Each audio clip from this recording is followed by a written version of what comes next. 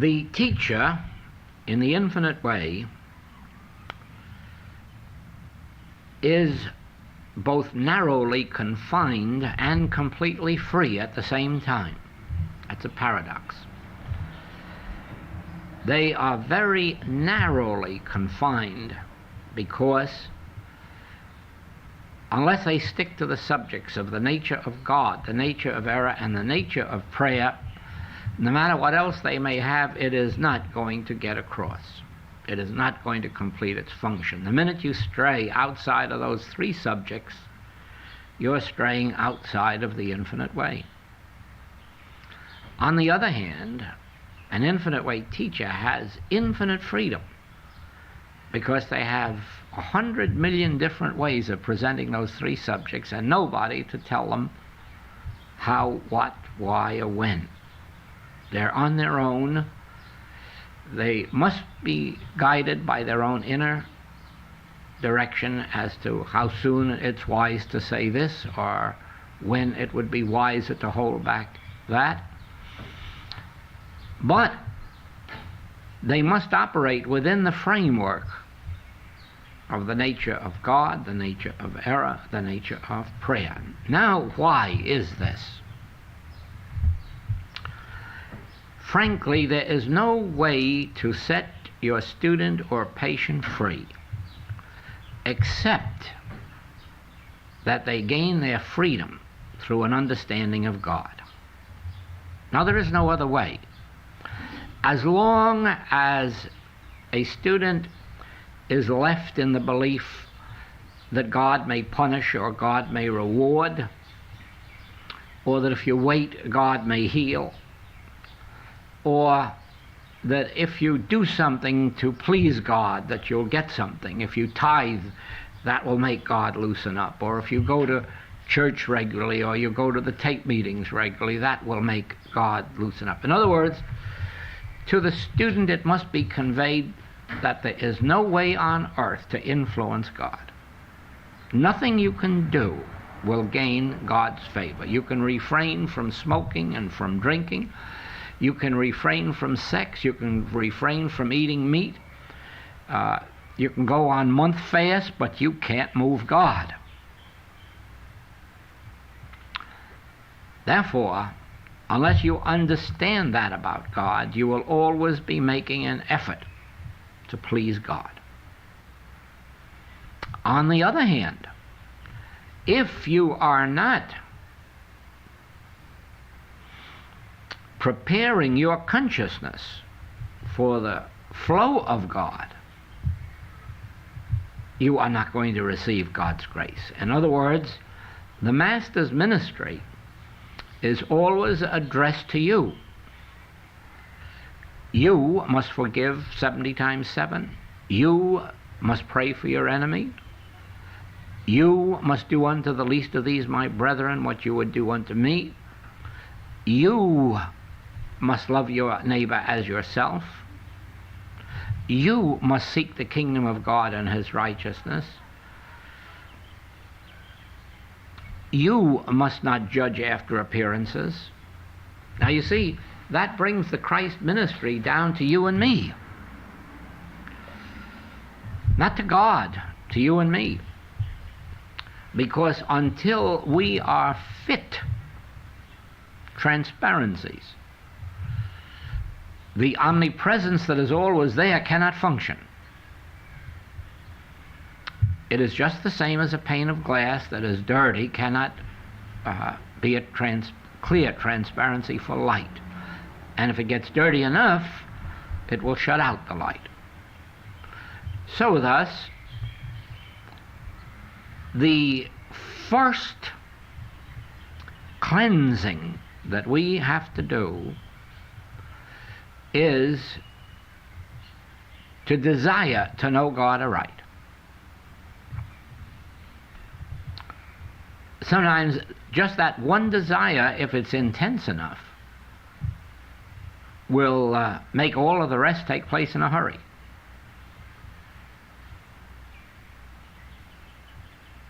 But without that intense desire to know God, there is no way to create the cleansing process.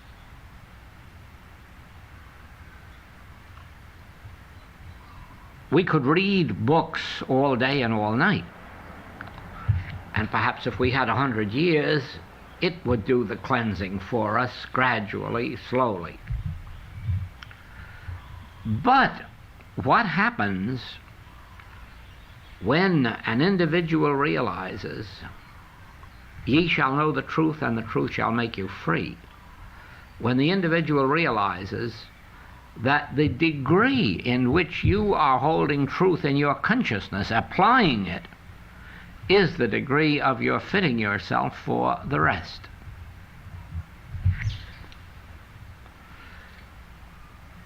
We had a series in Portland one year that was startling in its results.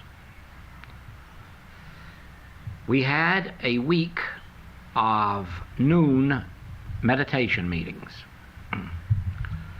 We started on Monday and we ended Saturday with fruitage. But we started on Monday with giving the students a Bible passage. I've forgotten which one it was, but it was a Bible passage that they were to carry out of the room with them and begin applying the minute they got on the other side of the door. Well, the first fruitage that came was this. Evidently that passage had something to do with recognizing the Christ of the individuals you meet. Because the superintendent of the building, who was the relief elevator operator, and the elevator operator, who was a girl, both of whom had been witnessing for about 3 years that crowded room when I was in Portland, and the nature of the work and so forth and so on, and never expressed the slightest interest in it. On Tuesday, the elevator operator turned the elevator over to the superintendent, and she came. And the next day, the superintendent came. And from then on, both of them were regular visitors to the work and readers of the books. Makes no difference to what extent they ultimately went. Their consciousness has been opened, and someday or other it will be flooded. In the same way, they had to go through that performance on the street, in the stores, in the offices where they worked. One woman reported that whereas for years the girls had been suffering terribly in the office through the men smoking, that all of a sudden the men had a meeting and decided they would do their smoking in the washroom. Heretofore they'd been asked many times and wouldn't do it. Now they weren't asked, and they did do it, and so on. Now, this, you see, had to do with the fact that they were now consciously applying the truth they were studying. But first of all, they had to know the truth, and secondly, they had to apply it. And that begins the cleansing process within, the same as the program of forgiving. Forgiving our neighbor, forgiving our enemy. We do not know how it operates within us in our consciousness, but somehow it removes that particular dirt from our consciousness that makes us a clearer transparency. So that our teachers must reveal to their students the nature of God as omniscience, omnipotence, omnipresence, and say God is just as here and now as the fresh air, but only available in proportion to your knowing the truth and to your applying the truth and your living the truth. So that instead of looking to this omnipresent God or searching for omnipresent God, acknowledge omnipresent God, close your eyes and listen. In this you are not only revealing the nature of God, but the nature of prayer and meditation. So,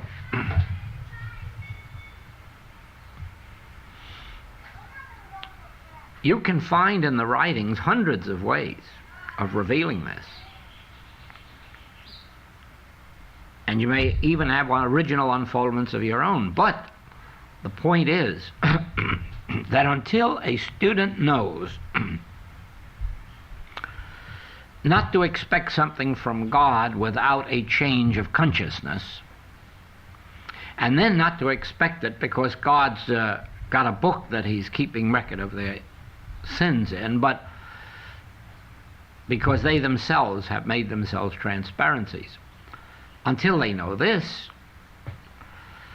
they are not to first base with the message of the infinite way. Now, whatever omnipresence is, and omnipotence and omniscience, that's what must be taught. As long as a student is permitted to think of God as a power that will heal disease or sin, they are in orthodoxy. As long as they believe that there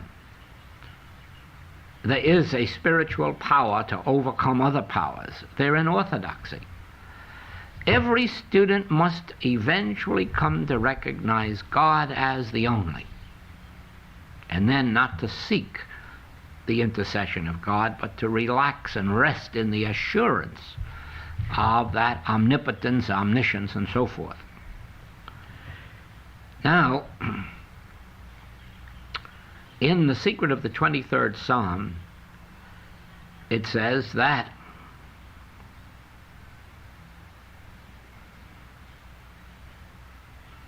prayer is not constituted of words and thoughts. And many other of the writings repeat that. Then why are not more students aware of the fact that they are not praying when they're thinking, talking, affirming, that they are only at the point of prayer when they are not thinking, when they realize that God's thoughts are not my thoughts, so I'll make room for God's thoughts. God's thoughts are power, not my thoughts. So I'll stop my thoughts and listen to God's thoughts. Why do not more of our students realize that? Well, the reason is that most people are not capable of being self-taught.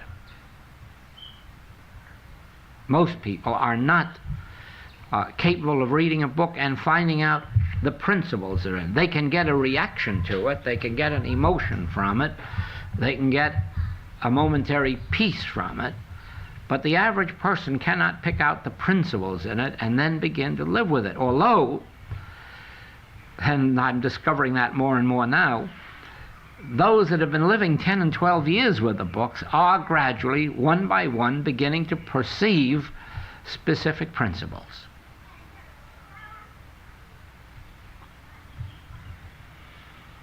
Yes, if they just keep at it 10 or 12 years or 15 years, it'll strike. But a teacher should be able to hasten that process, because the teacher not only has some measure of the consciousness of it, but the teacher should know these specific principles and present them over and over and over and over again, so that instead of taking 10 years, probably it should take 1 year.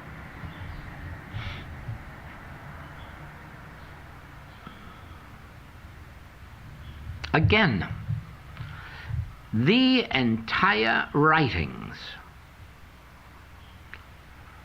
every one of them claims that our function is not to improve humanhood.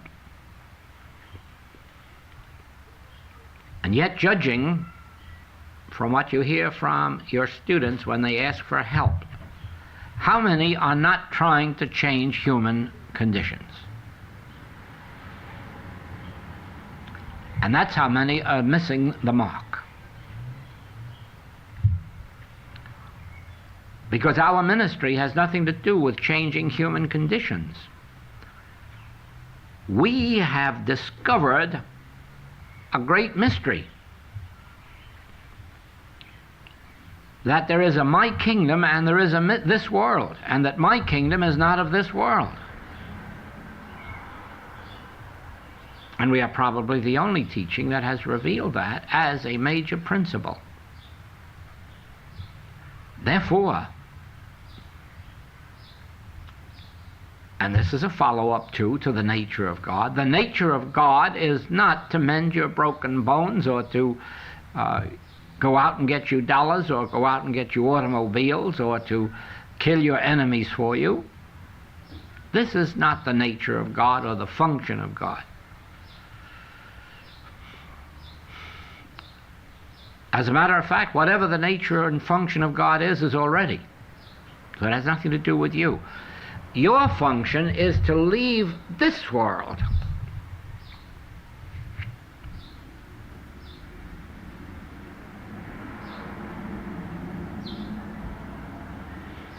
That immediately sets up a whole new world to an individual. How do you leave this world? How do you stop taking thought for this world? For what you shall eat, what you shall drink, wherewithal you shall be clothed. How can you do this? Yes, but that's not the question. The question is you must do this. How you do it may be an individual experience with you. We can give you some of the aids. I can tell my own processes of arriving at whatever stage of it I've arrived at. But I can't be sure that those are the ways that will lead you to it. But I can tell you beyond all question of doubt that as long as you are taking thought for what you shall eat or what you shall drink or wherewithal you shall be clothed, you are not in the Christ ministry, nor are you following the message of the infinite way. Well, this is so startling. It's even shocking as I sit here and voice it, because it pulls the foundation out from every student. It leaves them nothing to stand on. And that's its intent. He hangeth the earth on nothing. And if you have a single thought in your mind, you're going to cling to the thought. Any concept of God, any concept of what you expect of God, any concept of the fruitage that you're looking for, stands in the way of God demonstration. Because it is not given to man to know the way of God. It is not given to man to know the will of God. Do not forget that ever since the minute we were born, we have been thwarting the will of God. We have been doing everything our parents told us, everything our teachers told us, everything society told us, everything that good manners told us, and in not 1 second did we turn to say, God, haven't you got something to say about all of this, how my life should be lived? After all, you authored my life. Have you nothing to say about its mode or manner of living? And then you would find that even if your parents wanted you to be a bookkeeper, that eventually you'd be what God intended you to be. Or, instead of having your wish fulfilled of this moment, you may find that God's will is something entirely different. But you will never know God's will while you hold a thought or a concept in your mind when you go to God.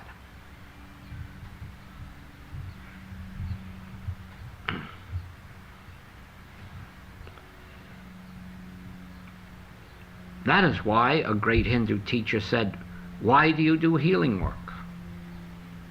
To give them just a painless body so that they can go on and knit booties for their grandchildren? Is that what the power of God is meant to do? Of course it isn't. Of course it isn't. And too many of our letters are, thank you for this healing, now I can go back and take care of my grandchildren, and now I can go and look for a job, and now, without a single thought that this miracle of grace might have some further meaning. But the mind was only on that one thing, attaining the object of health, supply, companionship, or whatever. Now, it is for this reason that throughout the writings it says, our function is not to improve humanhood. It is not to get you an ideal companion or an ideal home. It is not just to make your body physically well. Well, this must be conveyed to the student, because the student could read my writings for 10 years and never discover those lines in them, unless they themselves were already fed up with human good today and human lack tomorrow. But for the most part, that is a function of the teacher, so that they impart to the student, when you sit down to pray or to meditate, watch that you go to God completely pure.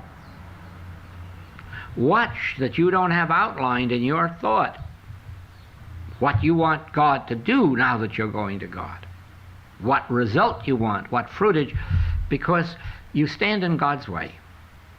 You stand in your own way of receiving God. When you pray, you must have no concept in your mind at all as to what you desire.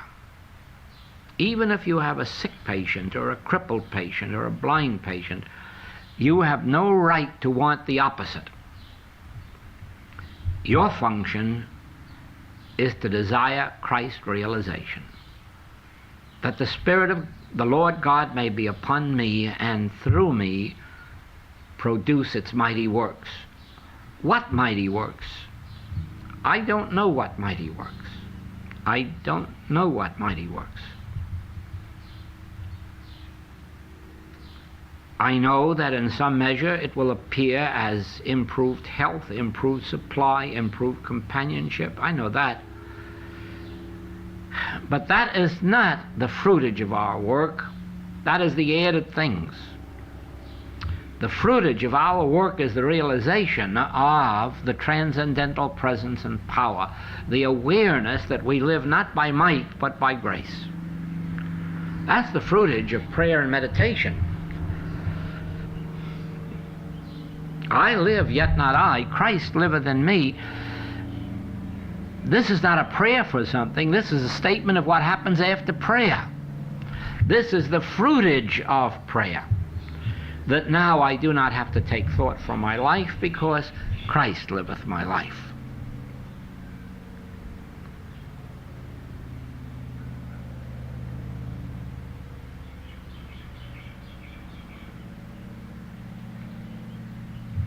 It is almost universal in my mail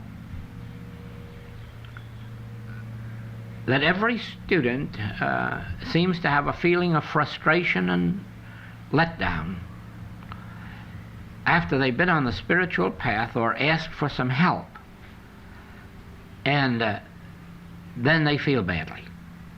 They had expected the ninth cloud. They do not realize that this work sets up a battle in you between the spirit and the flesh. And while you are looking for the body to get well, the Spirit is trying to tell you, I don't want you to have bodily health, I want you to have me. And the other student who can't keep their mind off of their companionship, and the Christ is saying, I don't want you to companion with people, I want you to companion with me. Oh, it shocks them so. It shocks them because it isn't what they want to companion with Christ. But the very fact that they have a want is the battle between the spirit and the flesh. And only the teacher can reveal that to the student. They will not find it out for themselves. Because in coming to this work, their whole intent is on improved humanhood. Here and there one says it isn't, but I haven't yet found it to be true. Oh, yes, I have found a few individuals, but they have been a few individuals in the world. And the fruitage in their lives is entirely different than in the lives of the others. The others find their improved humanhood to some degree and get stuck there. The few keep going on and on and on and on, and eventually forget whether their humanhood is good today or bad today, because they're not concentrating on that. Therefore, a major function of the teacher is to bring home in some way to the individual that when you pray, be sure that you're awfully pure.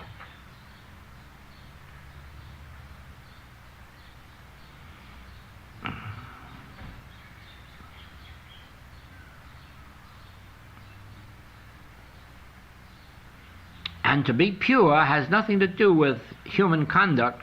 To be pure means to go to God with no desires, no wishes, no concepts.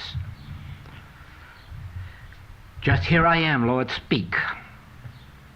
Fill me with all thou art.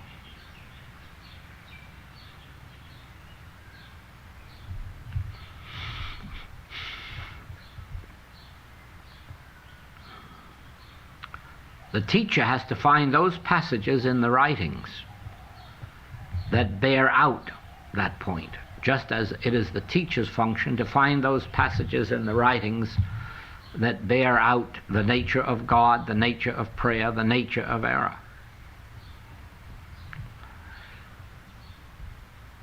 It would be folly for me to sit down and hand the practitioners and teachers a lot of lists for them to work from, because then all they would have would be formulas. Whereas by searching for themselves, they're developing the consciousness and the awareness and finding the particular passages that strike them. Now, a passage may strike you that will not strike you, and vice versa. On the other hand, a year or two or three from now, a passage may strike you that won't strike you. And the reason is that every moment we are at different levels of consciousness. And the only passages that strike us are those that appeal to us at our present level of consciousness.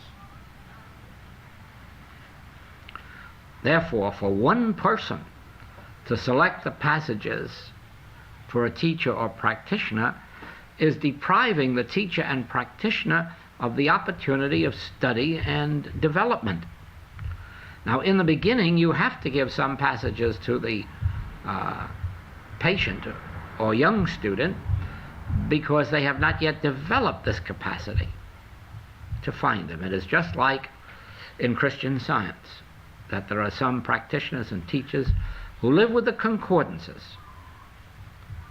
And there are loads of Christian scientists who own the concordances who probably never look at them, or maybe once a year look up a reference. Whereas, if they knew what they were doing, they would be living with those concordances every single day of the week, 7 days of the week.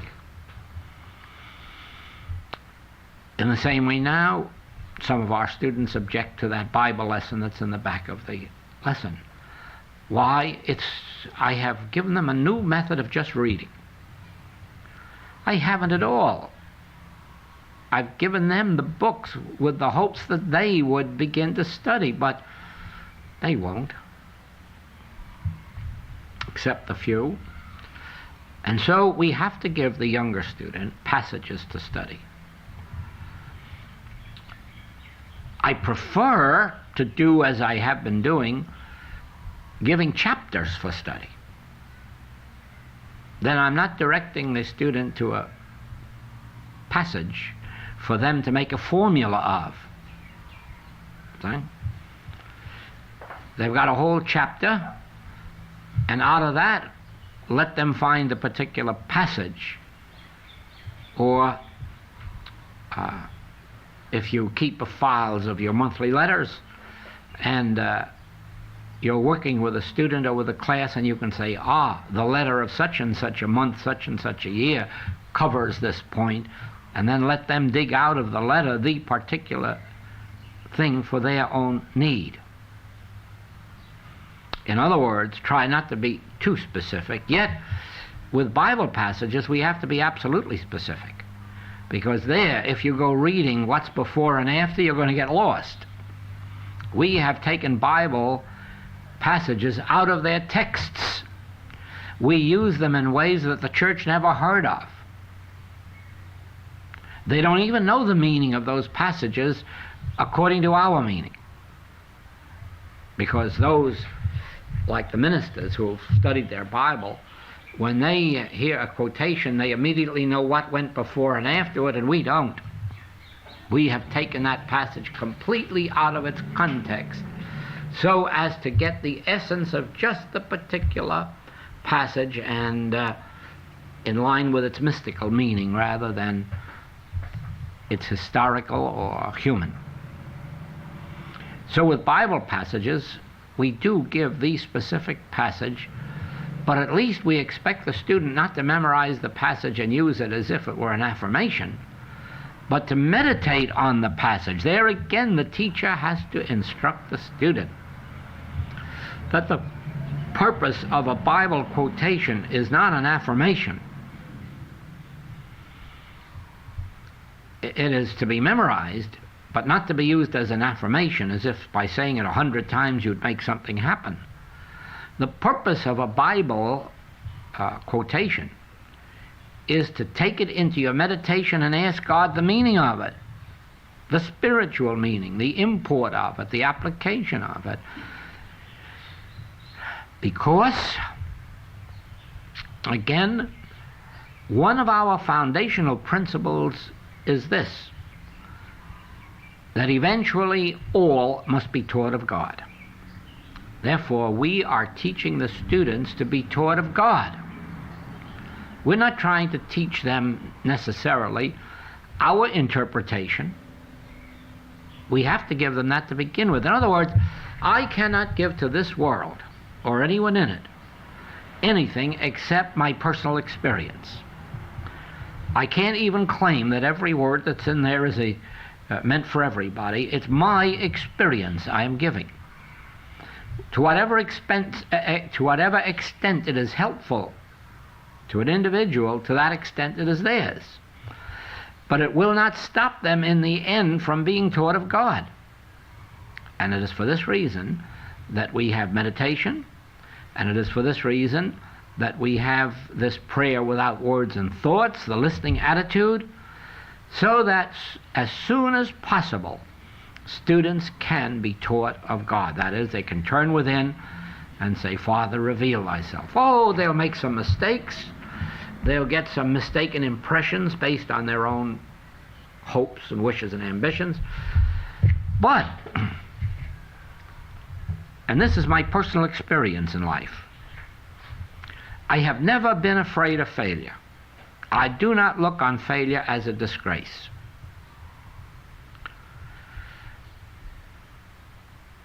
Failure is sometimes the result of a willingness to do something or try something or experiment with something or search for something that is now unknown. And if Admiral Peary has to make 4 attempts to reach the North Pole before he reaches it, he is not disgraced because of his first 3 failures. He is honored because of his ultimate success. So it is with us. We are apt to make lots of mistakes in our work, receive lots of wrong impressions from within. That has nothing to do with it. We are living a life, now this the teacher has to impart. We are living a life which is an eternity. And this space between the cradle and the grave is a parenthesis in that eternity. It's an interval or an interlude. But when we leave this parenthesis, we enter another one. And we are taught, lay up for yourselves treasures in heaven. And here you have one of our major principles. every bit of spiritual consciousness that you evolve during this parenthesis is what you will carry with you into your next experience.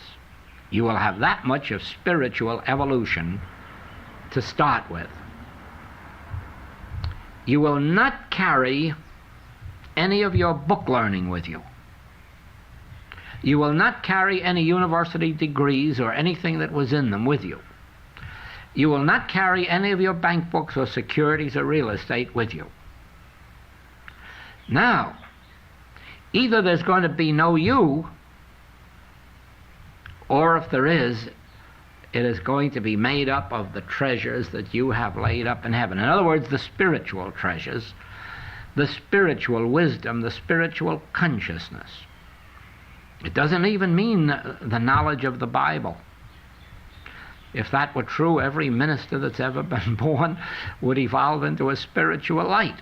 But he doesn't. He probably comes back more materialistically than he was on this earth. It isn't how well you know the Bible. It is what degree of spiritual consciousness you have evolved. So that if necessary, you could write your own Bible. You may be born into a country where the Bibles aren't allowed. And then you'll have to evolve your own Bible to live by.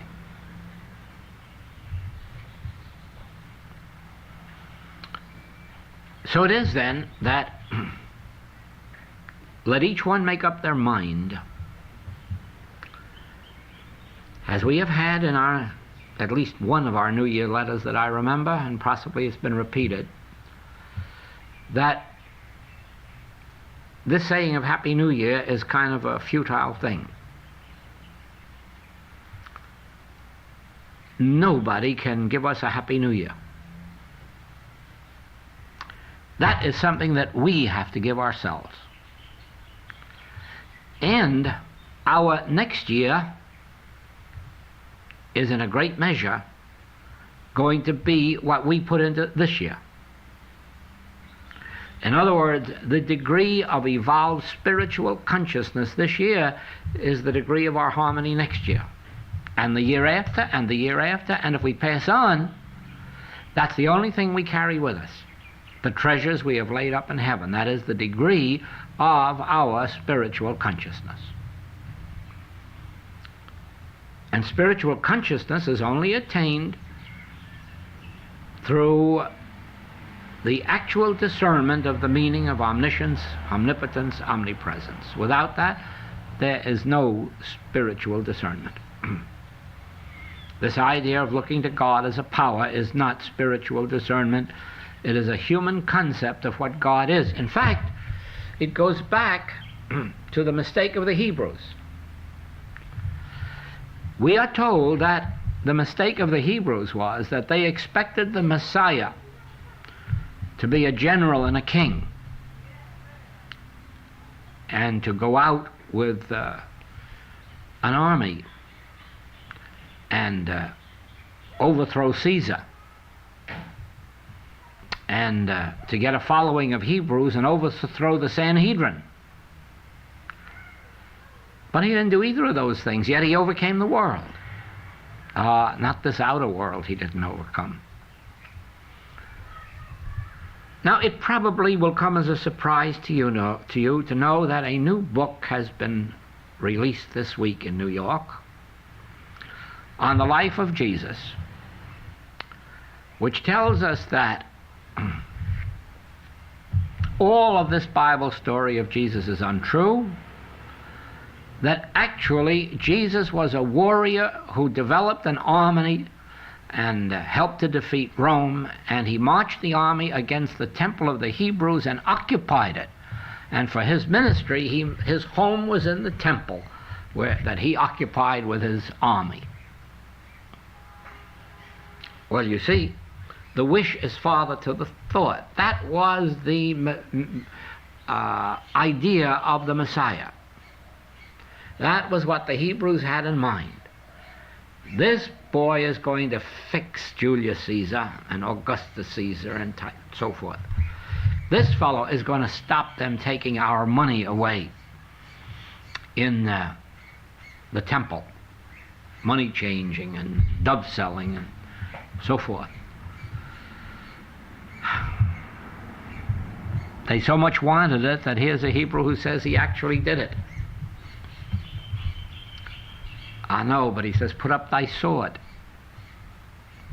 My kingdom is not of this world. We do not live by might nor by power. But our infinite way teachers have to make these points with the students. They have to make up lessons on these very points to show the function of the Messiah. That it isn't a power that fights other powers. It is a non-power that rests in the Word. Not in the sword, not in the might, not in the power. It rests in the Word. And Word, capital W, is the equivalent of consciousness.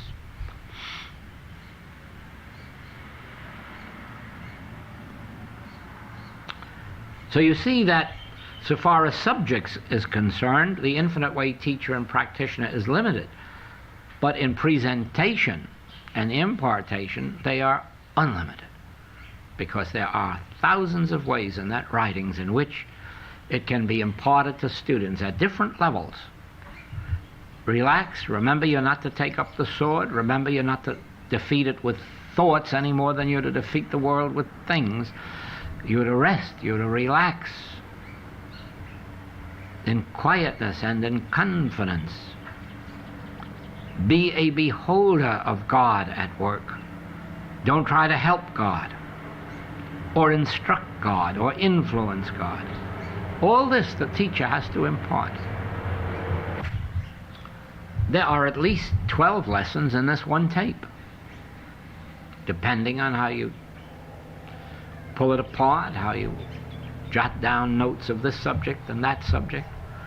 Then go to the books and find how many hundred ways there are of presenting.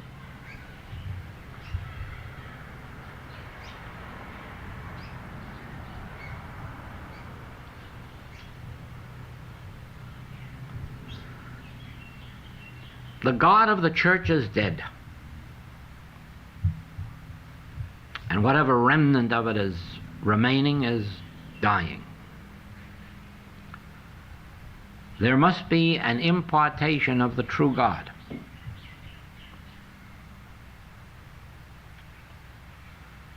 I repeat it, to know Him aright is life eternal. It enables you to relax, to rest, not to wear yourself out. Yet you'll work twice as many hours in the day and twice as many days in the week as anybody else. Because to know God aright is to be the light of the world, and it attracts the whole world that is seeking.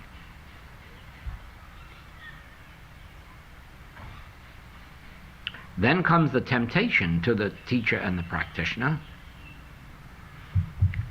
to get tensed. And unless they take their regular periods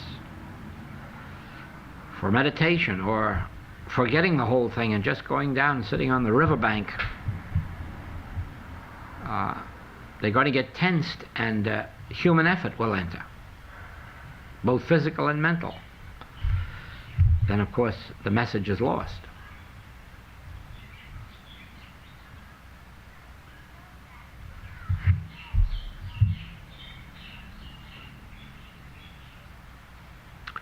The teacher and the practitioner, to a far greater extent than any student, must divest themselves of the I.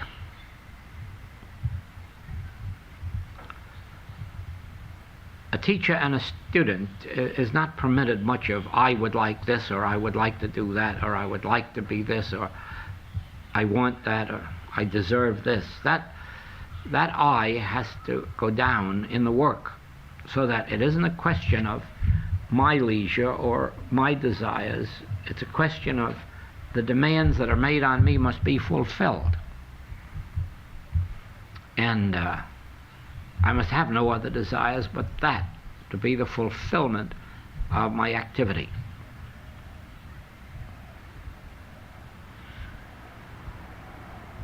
When that's all done, if I want a little recreation, or if I want to look at the television, or if I want to go for an automobile ride, that's all right. Or if I want to take one of my inspirational books and just live with some of the great masters. But none of that has any place in our lives until we have fulfilled the function that we've drawn unto ourselves. Therefore, I have no right to complain about it.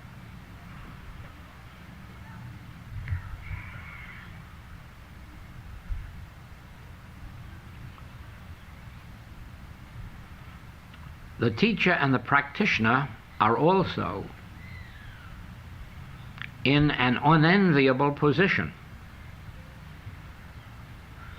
Not that a lot of foolish people might not envy them, but believe me, they are foolish people if they do. Because the teacher and the practitioner has to live up to what they're teaching. They just can't leave themselves exposed to the condemnation of the students.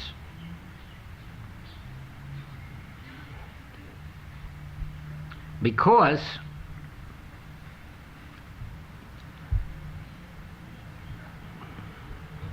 well, if you're going to live in a community for 10 or 20 years,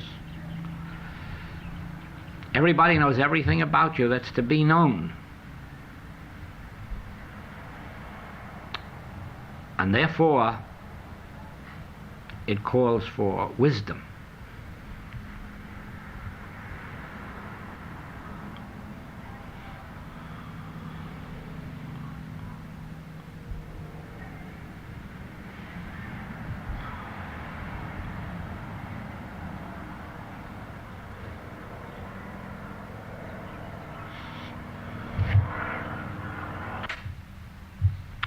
The teacher and the practitioner of the infinite way must never indulge criticism of any other teaching.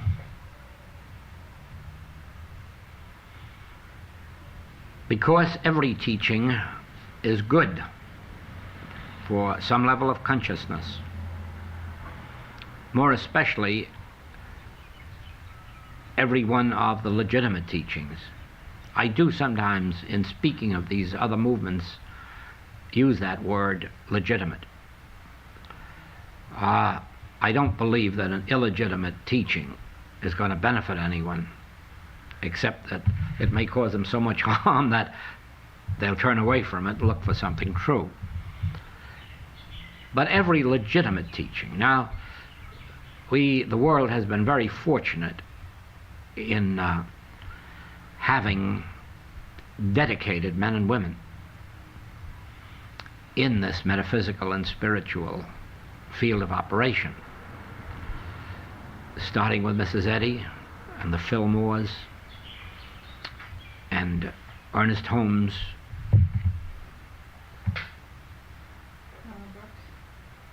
Nona Brooks and her sister,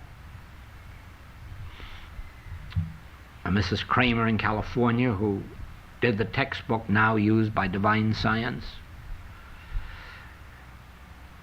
The man now at the head of Divine Science is one of the most dedicated men you can imagine. The field man for the Unity today, and his wife, two of the most dedicated spiritual souls you can imagine. Emmett Fox.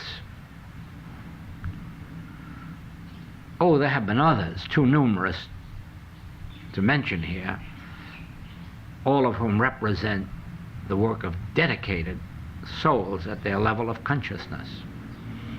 And that's the most that can be said for us, that we're dedicated at our level of consciousness. And it should give us just as much joy when we know of their prospering as when we know of our prospering, because we are all leading toward the same goal. I make the distinction of those who are phonies, but not by name. Let each one discover that for themselves. Or some who are honestly mistaken. Let the world find that for themselves. But our function is not to judge, to criticize, to condemn. And we must be very careful at that point, because I have written and said that our greatest service to this world will be when all of the metaphysical movements agree that there is only one God. Just like when all of the other churches agree that there is only one God. And that those that be for us, if they're for God, they're for us. If they're not against us, they're for us. Now, in the same way,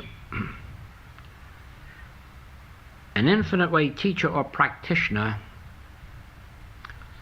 must rarely find fault with a student, as if the error were in them. Oh, that does not prevent their correcting whatever needs correcting. But with the correction, there must be no sense of the evil as being in them. Because you wouldn't get any further with that than you would going into prison and saying to the prisoners, well, now you're bad men, but we're going to make you good. You won't get anywhere going on a lecture platform and looking out in the audience and believing that you're there to correct somebody or reform somebody or heal somebody. You are there only to voice truth.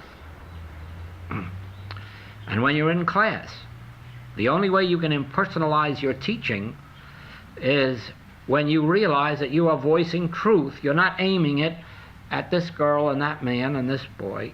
You are voicing truth. Sometimes some of them want to get hurt because they'll take it personally. That's not your fault. They have to learn to take these things impersonally and know that you're teaching truth. You're not trying to personalize truth or error.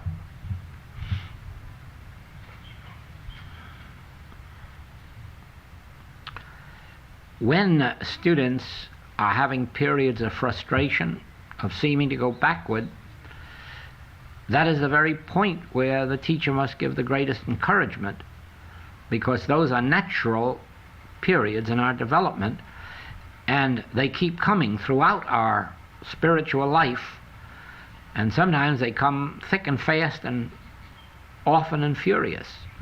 And the reason is that in some way or other, spirit and the flesh are having a battle. The individual, knowingly or not knowingly, is not surrendering to the spirit, but is maintaining some sense of self. But that's when they need the greatest amount of help, and not criticism, not judgment, not condemnation.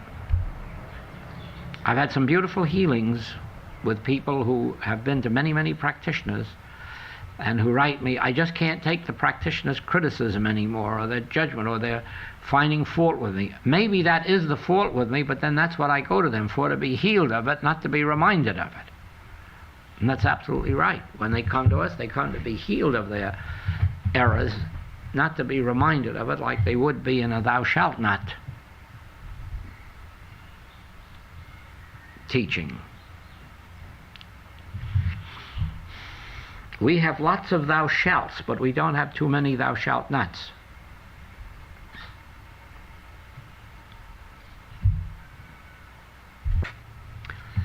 You see that most of what we cover in this subject of the teaching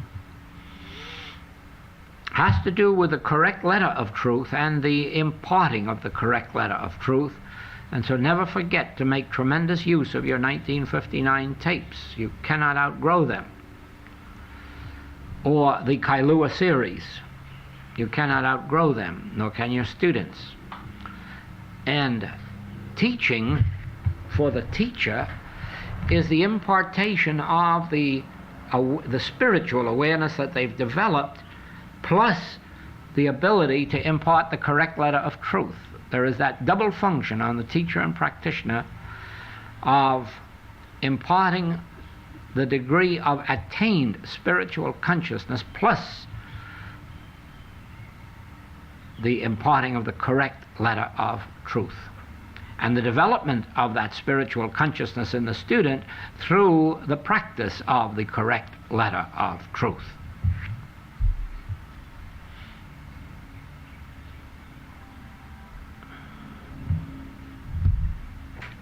And this, of course, leaves the mysticism of the message of the infinite way. And when you come to this, you lift your students into a whole new area, because now you take God away from them. Because there isn't really no God in that sense. There is a God, but it is only available to us as the activity of our own developed consciousness.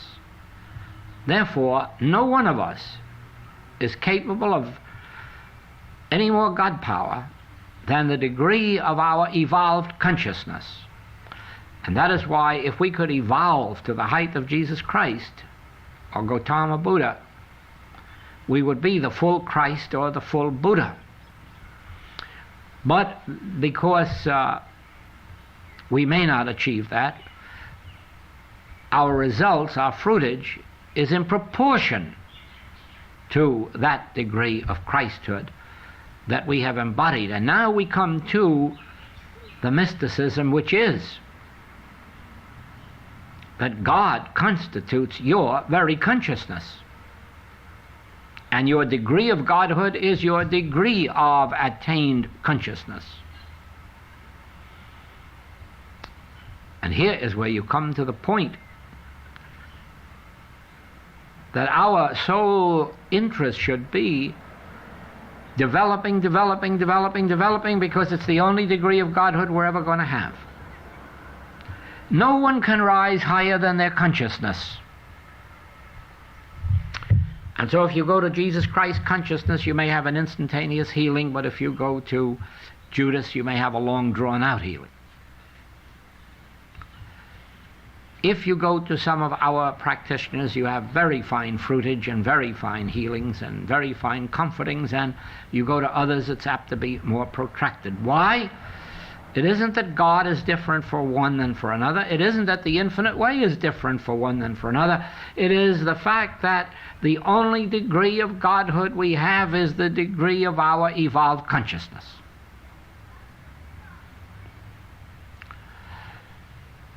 That is why in Buddhism you have many Buddhas, but you only have one Gautama the Buddha, one top Buddha. But you have lots of Buddhas at different levels. That means different levels of attained consciousness.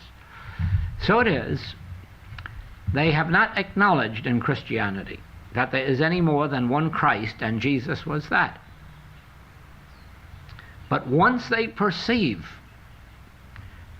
that every priest, every minister, every rabbi has attained some measure of that Buddha mind or mind that was in Christ Jesus, then they will know that there are many, many Christs.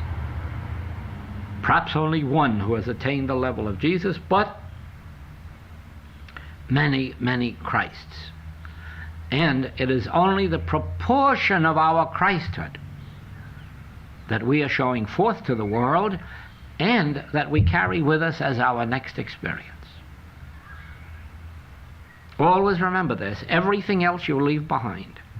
All your diplomas, all your titles to real estate, all your stocks and bonds, all your books, everything you leave behind. What will you take with you? Only your consciousness of truth.